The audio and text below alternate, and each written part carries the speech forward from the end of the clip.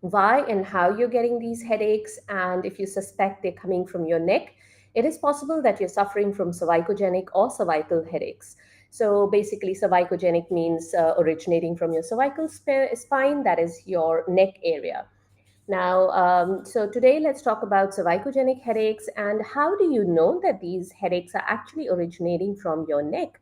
So there are some typical signs that you may observe about your headaches, about your symptoms, and about your neck pain. Well, these headaches can be with or without neck pain, but if you have neck pain, there's some typical symptoms about the neck pain that will indicate that you have a cervicogenic headache. Now, before we get into this topic for today, for those of you who don't know me, my name is Swati. I'm an executive mom power coach. I help moms of younger kids who work in high stress executive jobs to manage their spinal, that is back and neck, and joint pain. Now, I do this by giving you simple exercises, easy lifestyle changes, tips, tricks, hacks, and I also talk about some non toxic natural products that have helped me in my own spinal and joint pain journey. I do all this without taking away a big chunk of your time because, hey, we are moms, we're busy people, and I understand you don't have a separate hour or two to dedicate to probably to dedicate to this management of spinal and joint pain. So, without taking up more of your time, let's get to a few points that will help you to determine if your headache is actually originating from your cervical spine, that is, if it's a cervicogenic headache. So, the very first thing is this is a headache in which these symptoms obviously will vary from person to person, but these are like the typical things that are seen with the cervicogenic headache is usually before you get the headache or while you get the headache, you will feel a stiffness or pain or discomfort or uneasy feeling around your neck, especially in the upper part of the neck. So let me just divert for a second. Why the upper to mid part of your neck is because our cervical spine is made up of 7 vertebrae stacked on top of each other. Between every 2 vertebrae on either side, there are nerves coming out. So the nerves that exit the cervical spine in the upper to mid part, so it's about C1 to C3, 4. So that's like the upper. So if this is your neck, so like we're looking at the upper to mid part of your neck, in that area, the nerves that come out on either side will go up and supply the back and side of the head. Now, when these nerves are irritated due to any reason, it could be just muscle spasm, or you've slept in a wrong posture, or you're used to sitting for a long period of time in a poor posture, for example, in a forward head posture like this, where your chin is poking out. So there's a lot of stress on your cervical spine here.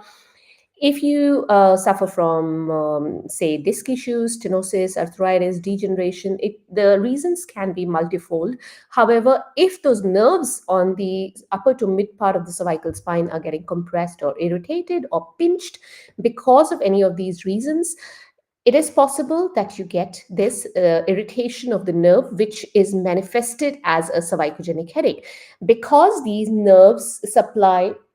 So suppose you're looking at this side of my head, so on the left side of my head, so I will feel the stiffness coming in from the upper to mid part of my neck and going up the back of my head to the side of my head. This pain can actually go into your temples, so this area here, and some people can even feel it behind their eyes or around their eyes. Now what happens is, because we've got muscles all over our body, we've got some muscles sitting in on the face as well. So they're basically the muscles that live on your face.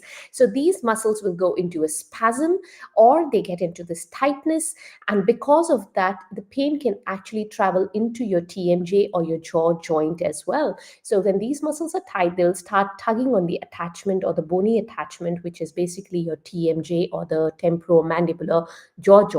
So you will start to get that jaw pain as well. So this is the typical presentation. You might have the TMJ pain or you might not, depending on how long you've had the cervicogenic headache for or what is the cause of your cervicogenic headache. You might have more neck pain than jaw pain. So things can vary from person to person. It can also vary from one episode of pain to another episode. Now, interestingly, cervicogenic headaches are usually one-sided. So if the nerves on my right side are being pinched or irritated, I will feel the cervicogenic headache on my right. And same goes for the left. Now, you can have two-sided headache, but then that means the nerves are getting irritated on both the sides. Usually, if you look at a tension type of headache, that is mostly across the forehead. So it doesn't always involve the back and the side of the head, it's more frontal headache. If you look at a migraine, that's more diffuse and you feel it in the whole head. And there's also this light sensitivity when it comes to migraine, which is usually not seen in a cervicogenic headache. Now, another distinguishing feature is usually cervicogenic headaches, they will get aggravated by activities that aggravate your neck pain. That is, if your cervicogenic headache is associated with the neck pain. So, for example, if I sleep in the wrong posture, I wake up with a headache. Or if I am staring at my computer with this forward head, so this poor posture, yes, I will wake up with cervicogenic headaches, or I'll end up with a cervicogenic headache, say, at the end of the day, if I'm sitting in my office like this all day long. Things that relieve your neck pain, such as, say, hot pack, cold pack, tense machines, exercises, stretches, will also help to reduce your headaches, your cervicogenic headaches. So that's a very typical thing. Just looking at my notes here, yes, cervicogenic headache can also be associated with nausea, vomiting, but as I said, it does not have that light sensitivity component that you see in migraine kind of headaches. Now, you can or cannot have neck stiffness depending on what is the cause of that neck pain and the nerve being irritated. Mostly people find that their range of motion for the neck, for example, if say I'm driving and I'm doing the shoulder check, I'm looking behind, or if somebody calls me from behind and I turn my neck, maybe I'm not able to turn it completely on one side, say the affected side, and I can turn it completely on my unaffected side. So you will feel the difference in the range of motion, especially if you've had chronic cervicogenic headache and neck pain.